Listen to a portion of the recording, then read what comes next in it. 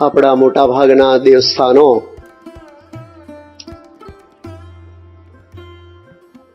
એમાં બહાર આપણે જોયું હશે કેટલાક રાંકાઓ, ભિક્ષુકો, યાચકો હાથમાં એનું વાસણ લઈ અને મંદિરની બહાર બેઠેલા હોય છે. તમે ડાકોર જાઓ, આ બધા જે મોટા મંદિરો હશે ને તો એ તમને જોવા મળશે. એ મંદિરની બહાર બધા એ કોણ બેઠેલા હોય છે? ભિક્ષુક હોય છે, ભિખારી હોય છે. જેટલી સંખ્યા ભિખારીઓની મંદિરની બહાર છે એના કરતા અનંત ગણી મંદિરની અંદર છે. ભિખારીઓની સંખ્યા મંદિરમાં વધારે છે બહાર કરતા, અને એટલા માટે એવું કહેવામાં આવે છે કે માણસ એટલે અપેક્ષાઓનો ઢગલો. અને જ્યારથી વિચાર શક્તિને પામ્યો એટલે પોતાની અંદર જોશે અને બહાર પણ જોશે. પોતાના ઘરમાં જોશે એને શું છે, બહાર બાજુના ઘરમાં જોશે કે ત્યાં આગળ શું છે, આપણે ત્યાં શું નથી. એટલે શ્રીમદ ભાગવતજીના 10મ સ્કંદની અંદર 48-49ના અધ્યાયની અંદર જ્યારે કૃષ્ણ પ્રભુએ મામા કંસને મુક્તિ આપી ત્યારે એમની જે 2 પત્નીઓ હતી, જરાસંધની દીકરીઓ, એ વિધવા થઈ. અને એ કંસની જે 2 પત્નીઓ, એકનું નામ હતું અસ્તિ અને બીજીનું નામ હતું પ્રાપ્તિ. આ 2 પત્નીઓ અહીંયા જે બેઠેલા છે ને બધા એને પરણેલી છે. નામ કદાચ જુદા હશે પણ અસ્તિ અને પ્રાપ્તિ. અસ્તિ એટલે છે અને પ્રાપ્તિ એટલે મેળવવાનું બાકી છે. એ તમે લગ્ન કર્યા હોય કે ના હોય તોય આ 2 પત્નીઓ તો તમને વળગેલી જ છે. તમને તમારી રીતે વળગેલી હોય, ત્યાગીને ત્યાગીની રીતે વળગેલી હોય, કોઈ કુંવારું નથી. અને આ ઈપ્સિત વસ્તુઓ અસ્તિ અને પ્રાપ્તિ એટલે બાકી છે, અને એ મેળવવા માટે મનુષ્ય ઉદ્યોગ કરે છે. અને એ ઉદ્યોગ કરતા કરતા જ્યારે એને વસ્તુ મળતી નથી એટલે પછી એ કોઈક દેવસ્થાનોનો આધાર શોધે છે. કોઈક એક અનસીન પાવર, જેને આપણે દેવ દેવી કહો, માતાજી કહો, પૂર્ણ પુરુષોત્તમ નારાયણ કહો, જે પણ આપણે કહીએ, એનો આશરો શોધે છે. અને એનો જે પણ મંત્ર હોય ને એનો એ જાપ કરે છે. એ મંત્ર જાપ કરતા જ્યારે એને ઈપ્સિત વસ્તુ મળતી નથી એટલે પછી તરત એ બીજા મંત્ર ઉપર સ્વિચ ઓવર કરે છે. આમ ને આમ એ વ્યભિચારિણી ભક્તિ કરતો હોય છે. અને શ્રીજી મહારાજે એટલા માટે શિક્ષાપત્રીની અંદર કહ્યું કે ભૂત આદિનો જો ઉપદ્રવ થાય તો વર્મ નારાયણાત્મકમ, નારાયણનું વર્મ એટલે કવચ, એનો જાપ કરવો, હનુમાન મંત્રનો જાપ કરવો, પણ બીજા કોઈ ક્ષુદ્ર દેવ દેવીઓનો જાપ કરવો નહીં. એટલે શ્રીજી મહારાજ એના આશ્રિતોને આટલી દ્રઢતા કરાવે છે. હવે આપણે જોઈએ કે મહારાજે એમણે પોતે પણ સ્વામિનારાયણ મંત્ર આપ્યો. હમણાં જેમ આપણે જોયું સ્વામિનારાયણ મંત્રનો ઉદ્ભવ ક્યાં થયો, કેવી રીતના થયો. મંત્રનો અર્થ જ એ થાય છે કે મનનાત ત્રાયતે ઇતિ મંત્ર, જેના મનનથી આપણી રક્ષા થાય છે. અને એને આપણે મંત્ર કહેવામાં આવે છે, જેને ઇંગ્લિશની અંદર આપણે ચેન્ટિંગ કહીએ છીએ. કે જેનું સતત જાપ મનમાં અથવા તો મોટેથી આજે કરવામાં આવે છે. મંત્રના જાપનો કે મંત્રનો મહિમા સમજીએ એ પહેલા એક નામનો મહિમા સમજીએ. લોકની અંદર પણ કોઈ અતિશય ઇન્ફ્લુએન્શિયલ માણસ હોય અને એના પાસે આપણે કંઈક કામ કરાવવા ગયા હોઈએ તો એ સહજ કહે છે, જા તું મારું નામ દેજે ને કામ થઈ જશે. અને ખરેખર કામ થતા હોય છે. આ એની એક ઇન્ફ્લુઅન્સ છે. તો જે એક આલોકના મનુષ્ય એના નામ વટાવવાથી પણ જો આલોકના કામ થતા હોય તો ભગવાનનો આપેલો મંત્ર અને શ્રદ્ધાથી જો એનો એક સદુપયોગ કરીએ તો આપણને જરૂર એનું પરિણામ મળતું હોય છે.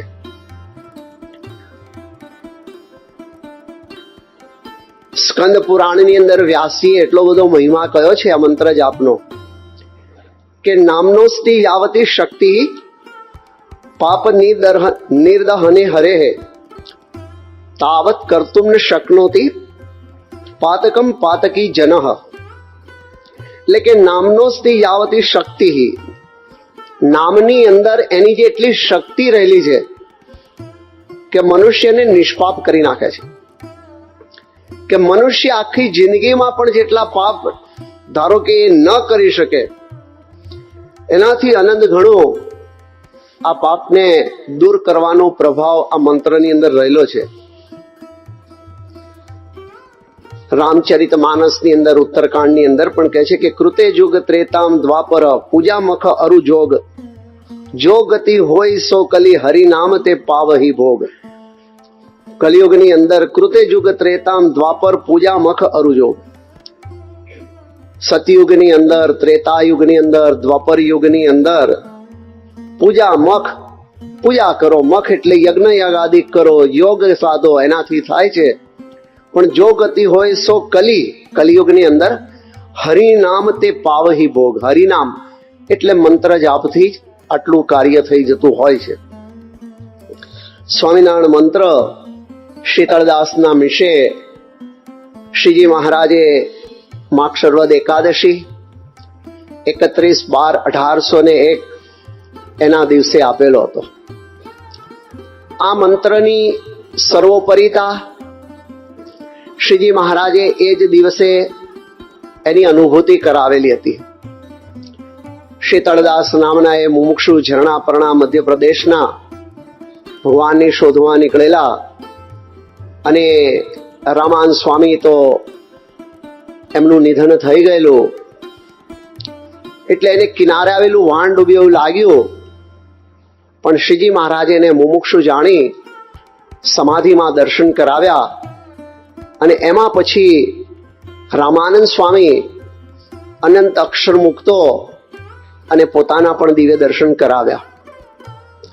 એ વખતે શ્રીજી મહારાજને આ શીતળદાસને મનની અંદર એક ભાવનાથી હું બધાનું પૂજન કરું. ત્યારે મહારાજે કીધું તમારે બધાનું પૂજન કરવું હોય તો મનની અંદર ધારો કે રામાનંદ સ્વામી છે એ ભગવાનનો અવતાર હોય તો તમારા અનંત સ્વરૂપ થાય અને એક સાથે બધાનું પૂજન કરો. પણ એ થયું નહીં. પૂર્વના અવતારોની અંદર એના વિશે એવો સંકલ્પ કરવાનો કયો, એ કર્યું ત્યારે પણ થયું નહીં. અને પછી મહારાજે કીધું કે હવે અમારા વિશે એવી ભાવના કરી સંકલ્પ કરો કે તમારા અનંત રૂપ થાય અને બધાનું એક સાથે તમે પૂજન કરો.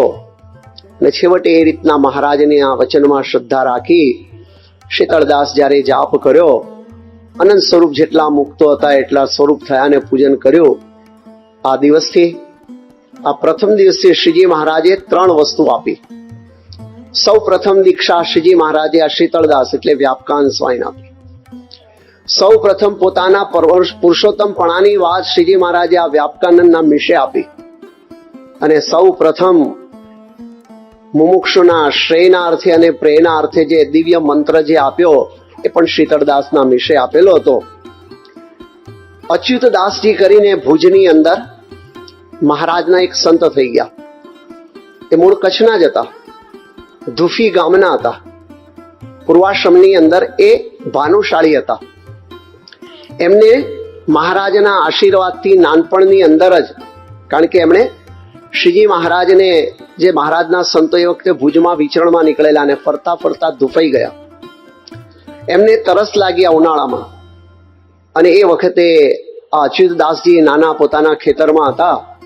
સંતોએ કીધું કે અમને તરસ લાગી છે. તો કે સ્વામી, આ બતક છે, અબોટ બતક છે, ગાળેલું પાણી છે, તમે પીવો. સંતોએ જ્યારે પાણી પીધું એને એકદમ આમ શાતા વળી. એટલે છોકરાને કીધું કે તારે જે જોઈએ એ માગ. છોકરાએ કીધું સ્વામી, મારે તો શું માગવું, પણ હવે તમે કહો છો તો એટલી વસ્તુ માગું કે તમને જે વહાલું અહીં આપો. જો જે એક 14 વર્ષના બાળકને માગતા આવડ્યું, આજે આપણને નથી આવડતું. સંતોએ કીધું કે અમને તો શું વહાલું હોય, ભગવાન વાલા હોય, જા અમે આજથી તને આશીર્વાદ આપીએ છીએ કે તને દરેક ક્રિયાની અંદર ભગવાનના દર્શન થશે. અને ત્યારથી આ ભાનુશાળીના બાળક, એને નાનપણથી જ મહારાજના દર્શન થયા. જ્યાં આગળ મહારાજ ગઢડામાં હોય, ગમે ત્યાં હોય, પણ જે પણ લીલા ચરિત્ર કરે એને ઘેર બેઠા દર્શન થતા. મોટા થતા એ સાધુ થયા. એનું નામ અચ્યુતદાસ પડ્યું. અને એમણે એક પુરુષોત્તમ લીલામૃત સુખ સાગર નામનો ગ્રંથ લખ્યો. એમાં 13મા તરંગની અંદર શ્રીજી મહારાજે જે પોતાનો મહિમા મંત્રનો કયો એની વાત લખતા એ કહે છે કે વળી વાલે કરી એક વાત, સહુ સાંભળો જન સાક્ષાત, અમારા નામ છે તોય અપાર, એમાં પણ કર્યો છે નિર્ધાર. એમ નામ અમારા છે બહુ, પાડ્યા પણ નોખા નોખા જને સહુ, પણ મુખ્ય અમારું જે નામ તે તો ભૂલી ગયા છે તમામ. હવે આજ કરું હું પ્રકાશ, તમે સાંભળો તે સહુ દાસ. સ્વામી નારાયણ મારું નામ, સંભાળતા સૌને સુખધામ. બીજા નામ લે કોઈ અપાર, કોઈ આવે નહીં એની હાર. સ્વામી નારાયણ નામ સાર, લીએ એક વાર નિર્ધાર. તમે તેને અપાર નામનું, સ્વામી નારાયણ સામસાર, લીએ એક વાર નિર્ધાર. એને અપાર નામનું ફળ, મળે તરત જાણો એ ફળ. માટે સૌજન સેજો લેજો વિચારી, આ છે નામ અતિ સુખકારી. સર્વે નારાયણ નો હું સ્વામી, માટે મને રેજો કર ભામી. સર્વોપરી નામ છે સાર, માટે રેજો સહુ નર નાર. એહ નામ રટે જન જેહ, પામે અલૌકિક સુખ તેહ. હવે આપણે ત્યાં સ્વામિનારાયણ મંત્ર સર્વોપરી. મંત્રો સર્વોપરી શા માટે છે? કારણ કે એ મંત્ર, એના ઉદ્ગાથા, એ મંત્ર જેના આપણને જે છે આપનારા પૂર્ણ પુરુષોત્તમ નારાયણ એ પોતે સર્વોપરી છે. એટલે એમણે આપેલો એમનો મંત્ર એ પણ સર્વોપરી છે. ને અહીંયા અચ્યુતદાસજીએ લખ્યું. હવે આપણે જોઈએ કે શ્રીજી મહારાજ સર્વોપરી એ સંદર્ભની અંદર થોડી વાત કરીએ કે જ્યારે લાલજી સુથાર એટલે નિષ્કાન સ્વામી પૂર્વાશ્રમની અંદર જ્યારે એમને માયારામ ભટ્ટે વાત કરી કે રામાનંદ સ્વામીએ સંદેશો આપ્યો છે કે હવે કોઈએ ભુજ આવવું નહીં, પણ લોજની અંદર એક ઉત્તર ભારતના વર્ણી આવ્યા છે એના દર્શને જવું. અને એ વખતે લાલજી સુથારને થયું કે માયારામનું ફરી ગયું છે, રામાનંદ સ્વામીમાંથી એની નિષ્ઠા જતી રહી છે, એટલે પોતે ભુજ જાય છે. અને ભુજ ગયા ત્યારે રામાનંદ સ્વામી એને ઠપકો આપે છે કે તમને કહ્યું છતાંય કેમ અહીંયા આવ્યા, તમે કેમ લોજ ગયા નહીં? અને વર્ણી તો એ બહુથી મોટા છે. અને એ શંકાના નિવારણ માટે જ્યારે લાલજી સુથારે રામાનંદ સ્વામીને પૂછ્યું, હરલામૃતની અંદર આ બંનેનો સંવાદ, કહે લાલજી મોટા તે કેવા, દત્તાત્રેય કે ઋષભદેવ જેવા, કે હે રામચંદ્ર સમાન, કહે સુણો રામાનંદ કાન. જેમ મોટા કૃષ્ણ સર્વેથી, આ છે મોટા વળી એહ એથી. આ છે અવતાર નાય અવતારી, ઘણી વાત શું કહું વિસ્તારી. એવા મોટાના દર્શન મૂકે, શિદ આવી આ ભુજમાં ચૂકે. ઠપકો આપ્યો કે આ તો સર્વથી મોટા છે. તો રામાનંદ સ્વામીએ મહારાજની ઓળખાણ આ લાલજી સુથારને કરાવી. ગુણાતાન સ્વામીની ત્રીજા પ્રકરણની 46મી વાત છે કે જ્યારે મહારાજ વડતાલમાં હતા, ચરોતરના 4 પાટીદારો મહારાજની પાસે ગયા ને કહ્યું કે તમારા શરીર સામું જોઈએ ત્યારે તમે એક સામાન્ય મનુષ્ય જેવા લાગો છો, પણ જ્યારે તમારા ચરણ સામું જોઈએ છે ત્યારે તમે ભગવાન લાગો છો. ત્યારે શ્રીજી મહારાજે કીધું કે વૈરાટ નારાયણે પોતાના 50 વર્ષને દોઢ પોર સ્તુતિ કરી ત્યારે આ ચરણ આ પૃથ્વી પર આવ્યા છે, નહીં તો આવે એમ નતું. હવે તમને જેમ સમજાય એમ ખરું. એમ શ્રીજી મહારાજે આ રીતના પોતાના પુરુષોત્તમપણાની આજે આ વાત કરી. નિષ્કાંત સ્વામીએ એટલે પુરુષોત્તમ પ્રકાશની અંદર જ્યારે લખ્યું કે આ વારનો જે અવતાર રે એવો ન થાય વારંવાર રે, નથી આવ્યા ને આવશો ક્યાંથી રે, જન જાણજો સહુ મનમાંથી રે. નિષ્કાંત સ્વામી જ્યારે ત્યાં આગળ કારિયાણીમાં હતા, શ્રીજી મહારાજે ગોપાલ સ્વામીને ખાસ બોલાવેલા ને ગોપાલ સ્વામી સાથે પૃથ્વી પર પ્રગટ્યાના જે 6 હેતુ એનું એમની સાથે એમને ત્યાં આગળ ગુફ્તેગો કરવો હતો. નિષ્કાંત સ્વામીને દૂર કર્યા એટલે નિષ્કાંત સ્વામી લાગ્યું કે કંઈક ખાનગી વાત હશે, મને છુપાવવા માંગે છે, અને એટલે એ ગયા નહીં. પણ મહારાજે એને બહાનું કાઢ્યું, જાઓ પેલી કુંડી કરો છો કરો, કારીગર બગાડી નાખે, અને બારણું બંધ કરી દીધું. નિષ્કાંત સ્વામીને જરૂર શંકા પડી, બારણા આગળ આવી પેલી તળમાંથી સાંભળે છે. મહારાજ તો જાણતા હતા પણ કે ભલે ભલે સાંભળે.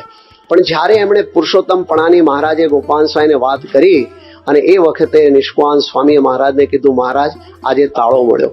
કે શેનો? કે જ્યારે હું ઘેરે હતો અને રામાનંદ સ્વામી પાસે ભુજમાં ગયો, રામાનંદ સ્વામી આપના પુરુષોત્તમપણાની વાત કરેલી તે વખતે મને બહુ ખ્યાલ નતો આવ્યો, પણ આજે આ વાતનો તાળો મળ્યો. અને એમણે પછી નિષ્કાંત કાવ્ય લખ્યું, એમાં સૌથી આગળ પુરુષોત્તમ પ્રકાશ નામનો ગ્રંથ, અને એની અંદર નિષ્કાંત સ્વામીએ આજે આ વાત કરેલી છે. ભક્ત ચિંતામણીમાં પણ નિષ્કાંત સ્વામીએ મહારાજના પુરુષોત્તમપણાની વાત કરતા કહે છે કે સુણો સહુ હું શું કહું, વર્ણ વિવારમવાર નથી દીઠો નથી સાંભળ્યો આજે વો બીજો અવતાર, અતિ સામરથી વાવરી હરિધરી મનુષ્યનો દેહ, આદિ નમો રે આગમે નથી સુણી શ્રવણે તે. આ રીતના આપણે જોઈએ કે નિષ્કાંત સ્વામીએ અને આ બધાએ મહારાજના પુરુષોત્તમપણાની વાત કરી. આટલી હવે આપણે જાણી પછી કે મહારાજના પુરુષોત્તમપણાનો એ વાત જાણી કે મહારાજ પોતે પુરુષોત્તમ સર્વોપરી છે, તો એમનો જે આપેલો મંત્ર એ પણ સર્વોપરી છે. અને એને દ્રઢ કરાવતા નિષ્કાંત સ્વામીએ પુનઃ પુરુષોત્તમ પ્રકાશની અંદર કહ્યું કે સુણી સ્વામિનારાયણ નામ રે, સર્યા કંઈક જીવના કામ રે, કાને નામની ભણક પડી રે, તેને અક્ષર પોળવું ઘડી રે. આ નામનો આટલો મહિમા હવે આપણે જોઈએ કે આ નામનો મહિમા જેને અનુભવ થયો, હવે અનુભવથી આ જે મહિમા કેવો છે કે એકવાર વ્યાપકાનંદ સ્વામી એ પોતે એમના જે છે વિચરણ દરમિયાન ત્યાં આગળ ગયેલા હતા બુંદેલખંડમાં. અને બુંદેલખંડ જ્યારે ગયેલા અને એ વખતે એક બ્રાહ્મણ ભક્ત એનો બાળક છે ને એ ધામમાં ગયો. વ્યાપકાનંદ સ્વામી તે જ વખતે ત્યાં પહોંચ્યા. આ બ્રાહ્મણ બિચારા રડતા હતા અને વ્યાપકાનંદ સ્વામીએ પૂછ્યું શું થયું? તે કે આવું થયું છે. વ્યાપકાનંદ સ્વામીએ એ વખતે સ્વામિનારાયણ મંત્રનો એટલો બધો જાપ પોતે કર્યો, પેલા લોકોને પણ કરાવ્યો, અને બાળક જે મૃત બાળક હતો એને પાછો પુનઃ એ જીવંત કરે છે. શ્રીજી મહારાજે પણ આ નામનો મહિમા સમજાવતા કહ્યું કે જ્યારે મહારાજ પોતે સર જ્હોન માલ્કમને રાજકોટ મળવા જતા હતા અને એ વખતે વચ્ચે સરદાર આગળ ખોખરા ગામ આવે છે. આજે એ ગામનું નામ બદલી અને આજે ભૂપગઢ નામ છે આજે. અને ત્યાં આગળ એને કાનો સિંધવ અને બીજા વસતા ભક્ત હતા. મહારાજને કીધું, મહારાજ અમારા ગામમાં કોઈ બ્રાહ્મણ નથી અને અમારે જે પણ કંઈ મંગલ કામ કરવું હોય અથવા ખેતે હાથી જોડવા હોય અને કોઈ સારું મુહૂર્ત જોવા વાળું નથી, શું કરવું? ત્યારે શ્રીજી મહારાજે કીધું, સાથી જોડવા હોય, મંગળ કાર્ય હોય, લગ્ન પ્રસંગ હોય, તમારે સ્વામિનારાયણ કરી અને કાર્યનો આરંભ કરવો. આ મંત્રની અંદર બધા મુહૂર્ત માત્ર આવી જાય છે. આ મહારાજે પોતે આટલો મહિમા કહ્યો. આ સ્વામિનારાયણ મંત્ર ભાવે કે કુભાવે કોઈ ભજે એનું પણ રૂડું થાય છે. તમે જુઓ ને કે ગોળ છે ને એનો અંદર સહજ ગુણ રહેલો છે, એ ગળપણ ને મીઠાશ એનો ગુણ છે. પછી કોઈ ચોરીને ખાય, કોઈ માગીને ખાય, કોઈ તફડાવીને ખાય, કોઈ ગુસ્સો કરીને ખાય, તો એ ગોળ એને ગળ્યો લાગવાનો છે. એમ આ મહારાજનો આ મંત્ર છે, ગમે એ ભાવે કોઈ જાપ કરશે પણ એને એનું પરિણામ એને જરૂર એની અનુભૂતિ થશે.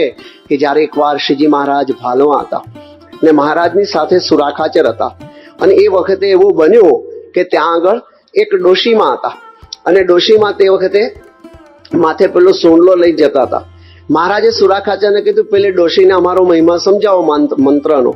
એટલે સુરાખાચર કહે કે ડોશી સ્વામિનારાયણ બોલ, તો પેલી ના બોલી. સુરાખાચરે ઘણો પ્રયત્ન કર્યો, ડોશી સ્વામિનારાયણ બોલ, તો ના બોલે. એટલે પછી સુરાખાચર પોતાની અસલ સ્વરૂપમાં આવી ગયા, અને ડોશીમાને ઘડસેલો માર્યો ને તો પેલો માથેથી પેલો સૂંડલો નીચે પડી ગયો, અને પડ્યો ને ડોશીમાં ચીડાયા, મારા પીટિયા સ્વામિનારાયણ બહુ ફાટ્યા છે. સુરાખાચર મહારાજને આગળ જો મહારાજ જો હવે તમારું નામ બોલી છે કે, તો મહારાજે કીધું હવે મારે એનું રૂડું કરવું પડશે, ભાવે કે કુભાવે. આ નામના જાપથી નિર્વાસનિક પણ જે છે થઈ જાય છે. એ નામની અંદર આટલો એક મહિમા રહેલો છે. એટલા માટે જેમ કે છે ને કે મહારાજ જયારે ભુજમાં હતા, બે નાગર રૂપ જીવીને જગજીવન મહેતાએ મહારાજની પાસે મોકલેલી, અને જયારે મહારાજ સભામાં બેઠા ને આવી ચેનચાળા કરવા લાગી, પણ મહારાજે એના આંખમાંથી ને જીવમાંથી આ વાસના ખેંચી લીધી, અને પેલી બંને રૂપજીવીઓ હતી પણ એ લોકો એકદમ નિર્વાસનિક થઈ ગઈ, મહારાજના ચરણમાં પડી સાચી હકીકત કહી, અને જીવન શેષ એનું જીવન છે ને સાંખ્યોગી રીતે જીવે છે. જગજીવન મહેતાએ જ્યારે એને ફરીથી બોલાવી ત્યારે એને કીધું કે હવે અમારે એ રસ્તે ચાલવું નથી, એ નરકનો માર્ગ છે, અમારે હવે અમારા જીવનું રૂડું કરવું છે. તો એની વાસના છે ને જતી રહી. આ મંત્રનો આટલો મહિમા છે. ભૂત પ્રેત વળગાડ દોરા ધાગા એનાથી પણ રક્ષા થાય છે. મોતીસર નામનું ગામ, અને ત્યાંની અંદર 4 ભાઈઓ હતા, અને એમાં 4 ભાઈઓના વચ્ચે એક દુદાભાઈ નામના ભાઈ હતા ને, એને જ દીકરો હતો, બાકી કોઈને દીકરો નહોતો. આ બીમાર પડે છે, અને બીમાર પડે એમાં પછી દવા દારૂ કર્યું પણ સારું ના થયું. ત્યારે બીજા 3 ભાઈઓ અને બીજા એને કીધું, દુદા આજને આમ તું છોકરો મરી જશે, આપણે નિર્વંશ જઈશું, તું કંઈક ભૂત આપણે તું કંઈક છે ને ત્યાં દોરા ધાગા ને એવું કર. તો કે હું સ્વામિનારાયણનો છે ને મારે દોરા ધાગા નથી કરવું. પણ બધાએ બહુ જ એના ઉપર પ્રેશર લાવ્યા ને ત્યારે દુદાભાઈને થયું કે હવે કંઈક દોરા ધાગા કરવા દે, અને પછી એ એક દોરો એના છોકરાના કાંડે બાંધ્યો, અને 2 દિવસ પછી તાર ઉતર્યો. ત્યારે પછી પેલા બધાએ કીધું, જો દુદા તું માનતો હતો કે સ્વામિનારાયણ તારું કંઈક કરશે, સ્વામિનારાયણથી મંત્રથી કાંઈ ઉતર્યો નહીં, અને જો આ તારે દોરા ધાગાથી તાવ ઉતર્યો.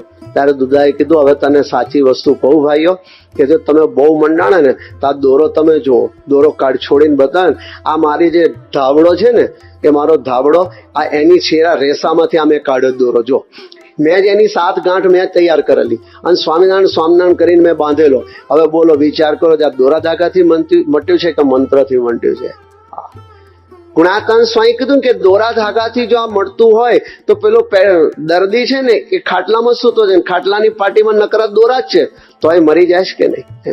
એટલે મહારાજ આપણને કીધું કે આ બીજા આવા કોઈની અંદર આવા વહેમ, આમાં જે છે વિશ્વાસ અણવિશ્વાસ અંધશ્રદ્ધા રાખ્યા કરતા એક ભગવાનના નામની અંદર જ શ્રદ્ધા રાખવાની. મુંબઈના છગનભાઈ કરીને હતા, શાસ્ત્રીમાનના વખતના હરિભક્તો, જ્યારે દિલ્હીથી બોમ્બે આવતા હતા અને પ્લેનમાં આવતા હતા, અને પ્લેનની અંદર ઉપર જ કંઈક પ્રશ્ન થયો, એને મિકેનિકલ ફોલ્ટ આવ્યો, અને પાયલોટે કીધું કે હવે આપણે ભયમાં છીએ અને સેફ એન્ડ સાઉન્ડ આપણું લેન્ડિંગ નહીં થાય, અધવચ્ચે જ આપણે જે છે ક્રેશ લેન્ડિંગ થશે, હવે ભગવાનને સંભાળો, ભગવાનની મરજી એમ થાય.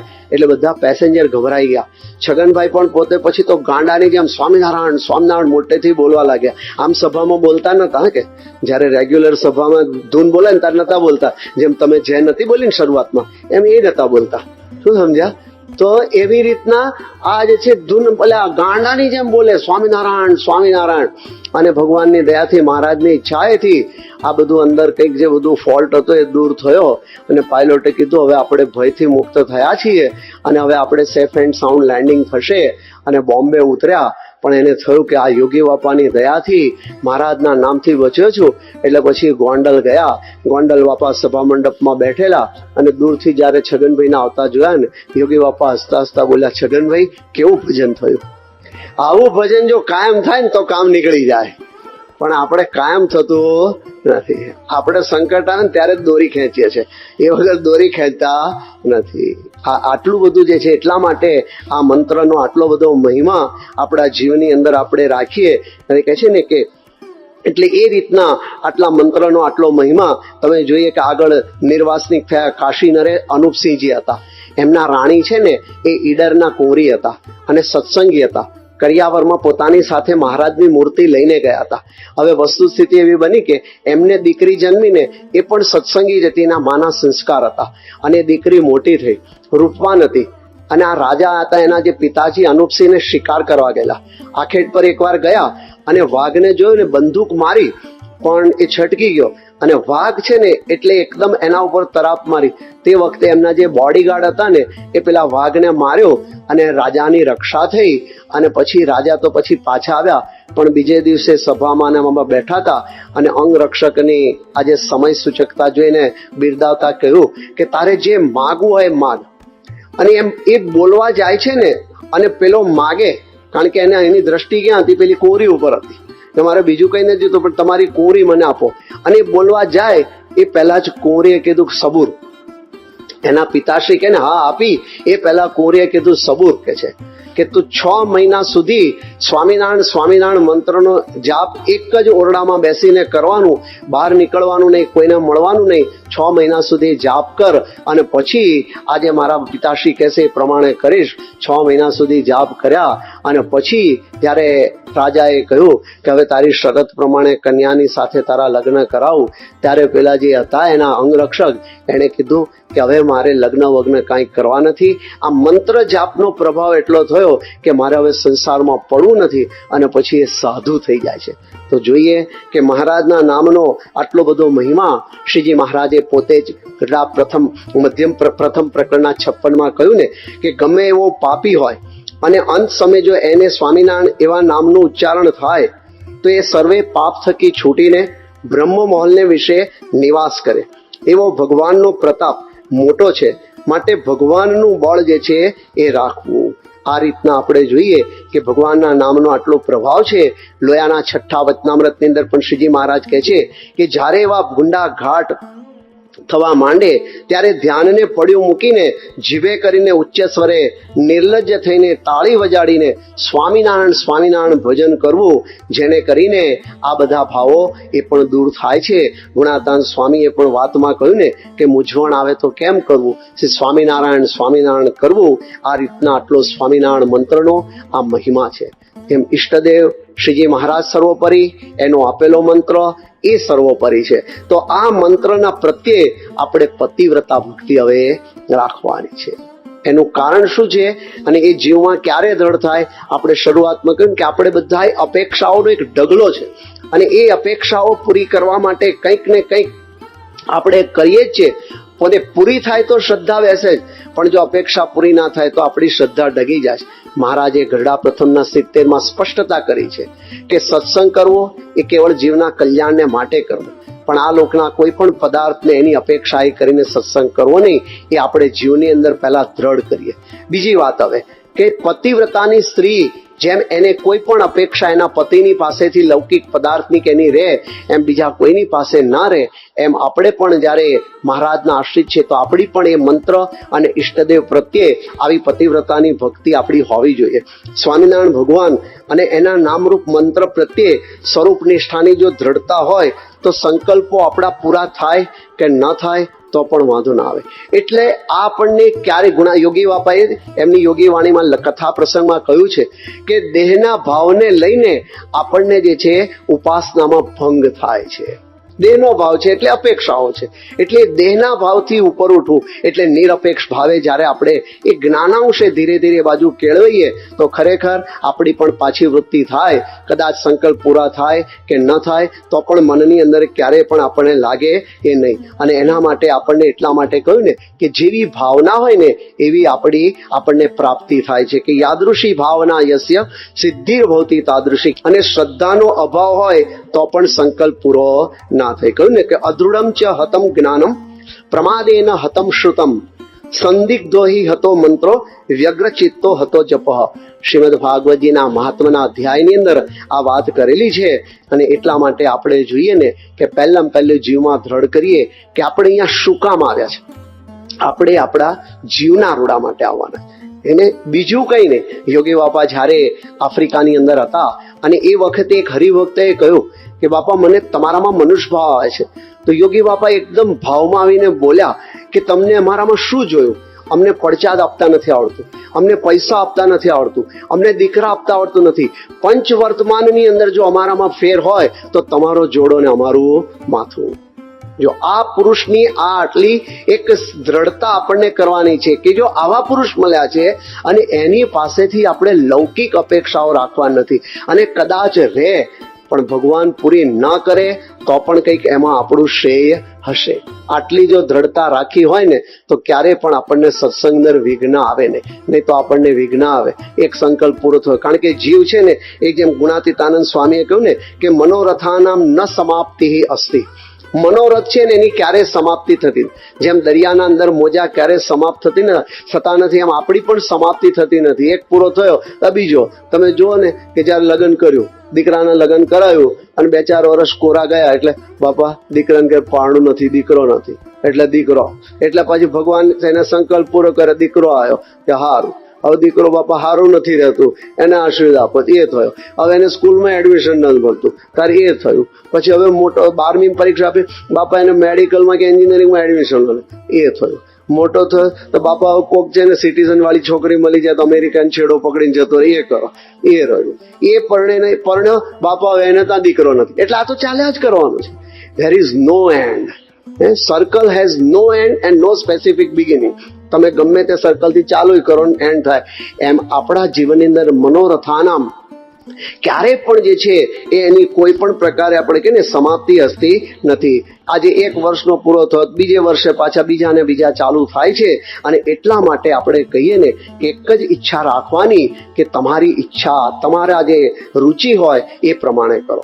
આપણે માંગીએ, ના આપે તો કંઈ નહીં, પણ આટલી દ્રઢતા રાખીએ કે યથેચ્છસી તથા કરું, ધ્યાય વિલ બી ડન. તમે ના આપો તો એ તમારી જે છે એમાં મોટપ, ના આપો તોય પણ તમારી મોટપ.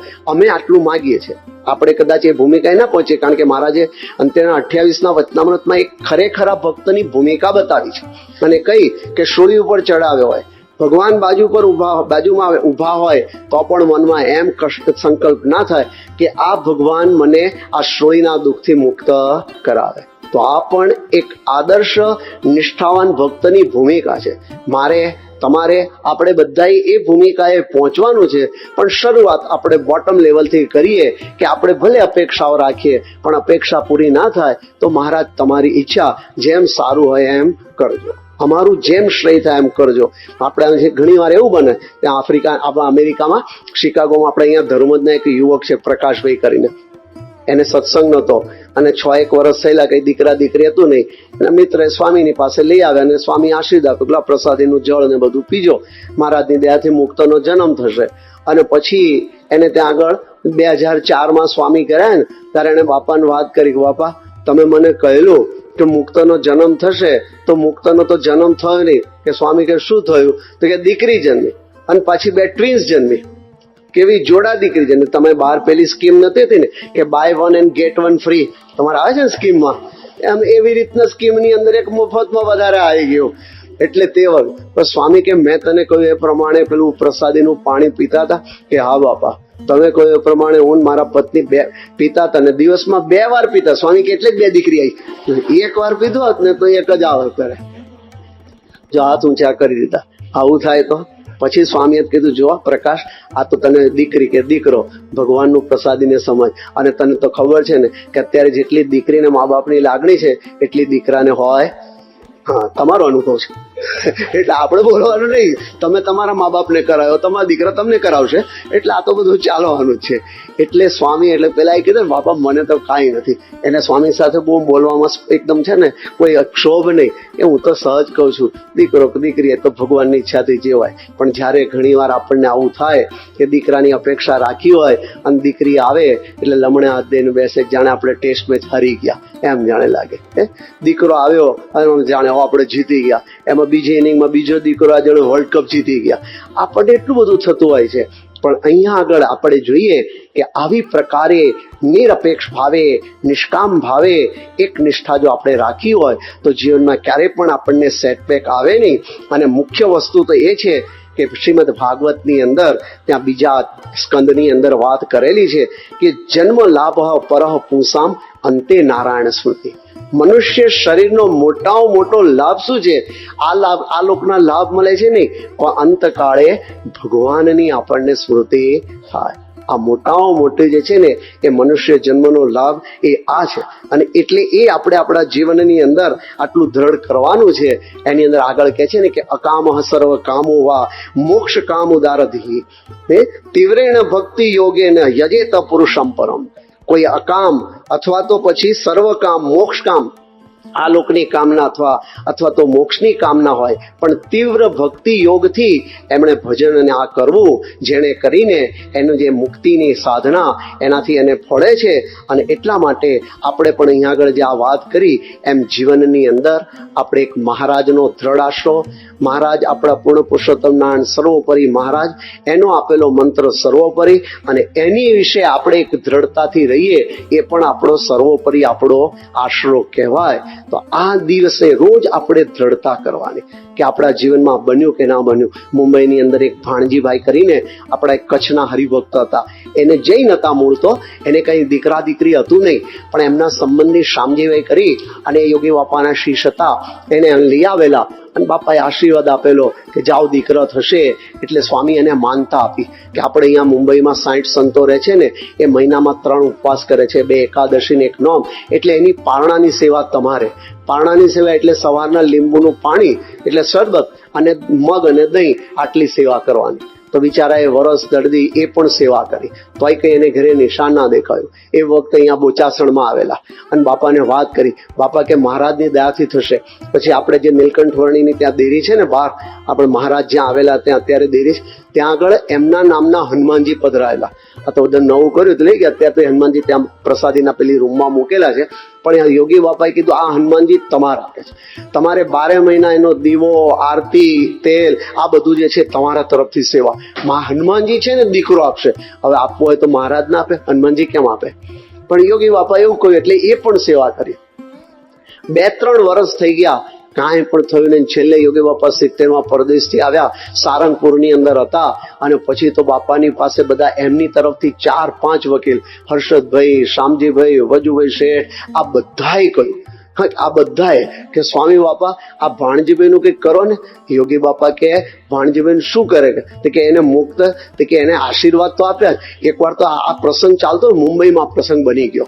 એમાં શું છે કે યોગી બાપાને ખબર, એવી આ સભા ભરેલી સાંજની, અને એમાં આજે વજુભાઈ શેઠ હતા ને, અને એ વજુભાઈ શેઠ એમને તે વખતે 55 વર્ષની ઉંમરે બીજી વાર લગ્ન કરેલા.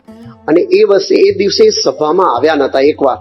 એટલે સ્વામીએ પૂછ્યું કે હર્ષદભાઈ વજુભાઈ કેમ નથી આવ્યા? એટલે હર્ષદભાઈ કહેતા સંકોચાતા, કારણ કે એમને બીજી વારના લગ્ન કર્યા ને 55 વર્ષની ઉંમરે, અને એ દિવસે એમને ત્યાં મુક્તનો જન્મ થયેલો હતો. એટલે હર્ષદભાઈ સંકોચાતા હતા કે આટલી ઉંમર આ બીજો દીકરાનો જન્મ થયો એટલે કહેતા જ. એટલે યોગી બાપા કે શું થયું? કે પછી ધીરે ધીરે હર્ષદભાઈએ હસતા હસતા સંકોચાતા કીધું બાપા આજે એમને ઘેર મુક્તનો જન્મ થયો. હવે આવું બોલવું, અને પેલા ભાણજીભાઈનું છે ને આમ સામે જ એક દરવાજો હતો, એ અંદર દાખલ થયા. અને દાખલ થયા ને તરત યોગી બાપા બોલ્યા, લે આ મુક્તા ભાણજીભાઈ ત્યાં દેવાનો હતો ને આ વજુભાઈ ત્યાં વયો ગયો કે છે. પછી ધીરે ધીરે બાપા કે આ વજુભાઈ ફાચર મારે છે કે ધીરે. હવે વિચાર કરીએ કે યોગી બાપા જો આપવો હતો, પણ એ પછી સારંગપુરની અંદર ભેગા થયા અને બાપાએ પછી જો કેવી રીતના કર્યું. બાપાને બધાએ કીધું બાપા ભાણજીભાઈને આટલું બધું કર્યું, એને હવે મુક્ત આપો. યોગી બાપા કે ગુરુ એમ મુક્ત ના થાય. કેમ બાપા? કે નિષ્ઠા હોવી જોઈએ. સ્વામી ક્યાં લઈને મૂકી? નિષ્ઠા હોવી જોઈએ. એટલે પેલા શામજી કે બાપા નિષ્ઠા વગેરે બધી સેવા કરી. મુંબઈ સંતોને પારણાની સેવા, ત્યાં બોચાસંડીને હનુમાનજીને આ બધી સેવા કરી. એમ નહીં ગુરુ, એમના પત્નીને નિષ્ઠા હોવી જોઈએ. હવે ચુસ્ત જૈન હતા, કોઈ રીતે થાય એવું હતું નહીં. આટલું સ્વામીએ કહી દીધું, પતી ગયું. યોગી બાપા ધામમાં ગયા. આવું બન્યું હોય તો શું લાગે, નિષ્ઠા આગી પાછી થાય કે નહીં?